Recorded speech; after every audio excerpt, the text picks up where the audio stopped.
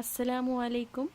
ഇന്ന് ഞാൻ വന്നിരിക്കുന്നത് ഒരു ടേസ്റ്റി ആയിട്ടുള്ള ചെമ്മീൻ മസാലയുമായിട്ടാണ്. പ്രോൺ ഗീ മസാല. പേര് പോലെ തന്നെ ഗീ ഉപയോഗിച്ചാണ് ഇതുണ്ടാക്കുന്നത്. അപ്പോൾ ഇതെങ്ങനെയാണ് ഉണ്ടാക്കുന്നതെന്ന് നോക്കാം. ആദ്യം നമുക്ക് അതിനു വേണ്ട പ്രോൺസ് ഒന്ന് മാരിനേറ്റ് ചെയ്തെടുക്കാം. അതിനായി ഞാനിവിടെ ഒരു 500 ഗ്രാം പ്രോൺസ് എടുത്തിട്ടുണ്ട്. ഇനി അതിലേക്ക് ആവശ്യത്തിന് ഉപ്പ് ചേർത്ത് കൊടുക്കാം. 1 ടേബിൾ സ്പൂൺ തൈര് ചേർത്ത് കൊടുക്കാം. 1 ടേബിൾ സ്പൂൺ നാരങ്ങ നീര് ചേർക്കാം. ഇനി ഇതിലേക്ക് 1 ടീസ്പൂൺ മഞ്ഞൾപ്പൊടി ചേർത്ത് കൊടുക്കാം. ഇനി 2 ടീസ്പൂൺ മുളക് പൊടി ചേർത്ത് കൊടുക്കാം. ഇനി ഇത് നന്നായി ഒന്ന് മിക്സ് ചെയ്ത് ഒരു 20 മിനിറ്റ് നേരത്തേക്ക് ഒന്ന് മാറ്റി വെക്കാം.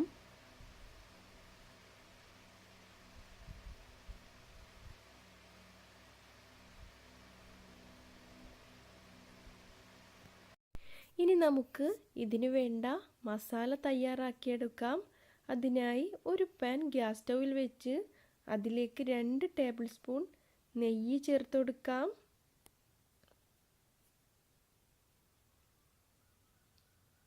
ഈ നെയ്യൊന്ന് ചൂടായി വരുമ്പോൾ ഇതിലേക്ക് 1/2 ടീസ്പൂൺ ചെറിയ ജീരകം ചേർത്ത് കൊടുക്കാം.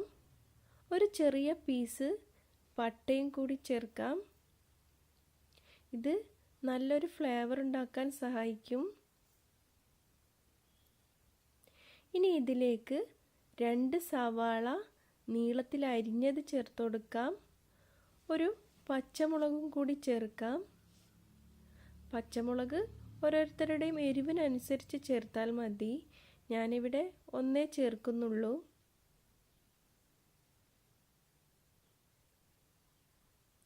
ഇനി ഇതിലേക്ക് കുറച്ച് ഉപ്പ് ചേർത്ത് കൊടുക്കാം.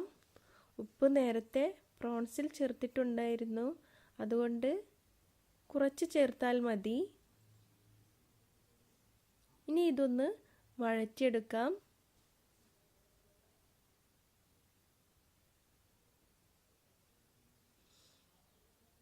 ഈ സമയത്ത് ഇതിലേക്ക് 1 ടേബിൾ സ്പൂൺ ഇഞ്ചി വെളുത്തുള്ളി ചതച്ചത് ചേർത്ത് കൊടുക്കാം.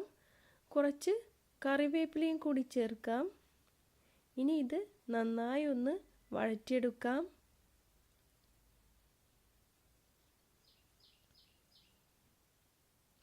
ഇപ്പോൾ സവാള ഏകദേശം ഒന്ന് വഴന്നു വന്നിട്ടുണ്ട്. ഇനി ഇതിലേക്ക് 2 ചെറിയ തക്കാളി നീളത്തിൽ അരിഞ്ഞത് ചേർത്ത് കൊടുക്കാം. ഒരു 1/4 കപ്പ് വെള്ളവും കൂടി ചേർത്ത് നന്നായി ഒന്ന് വറ്റിച്ചെടുക്കാം.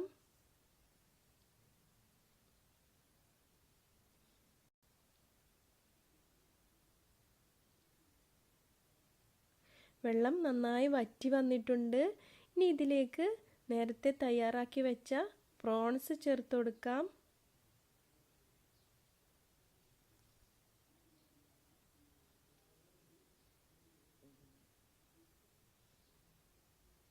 ഇനി 1 ടേബിൾ സ്പൂൺ കൂടി മുളക് പൊടി ചേർത്ത് കൊടുക്കാം. ഇത് നല്ലൊരു കളറുണ്ടാക്കാൻ വേണ്ടിയാണ്. ഇനി ഇതൊരു 10 മിനിറ്റ് നേരം മൂടി വെച്ച് വേവിച്ചെടുക്കാം. ഇനി ഈ അടപ്പൊന്ന് മാറ്റി നോക്കാം. ഇപ്പോൾ ഏകദേശം വെള്ളം വറ്റി വന്നിട്ടുണ്ട്. ഇനി ഇതിലേക്ക് 1/2 ടീസ്പൂൺ ഗരം മസാല കൂടി ചേർക്കാം. ഇത് നന്നായി ഒന്ന് യോജിപ്പിച്ച് ഒരു 10 മിനിറ്റ് കൂടി മൂടി വെച്ച് വേവിച്ചെടുക്കാം. ഇപ്പോൾ വെള്ളമൊക്കെ വറ്റി നെയ്യ് നന്നായി ഒന്ന് തെളിഞ്ഞ് വന്നിട്ടുണ്ട്. ഇനി ഇതിലേക്ക് ചെറുതായി അരിഞ്ഞ മല്ലിയില കൂടി ചേർക്കാം. ഇപ്പോൾ നമ്മുടെ പ്രോൺ ഗീ മസാല ഇവിടെ റെഡി ആയിട്ടുണ്ട്. ഇനി ഫ്ലെയിം ഓഫ് ചെയ്യാം.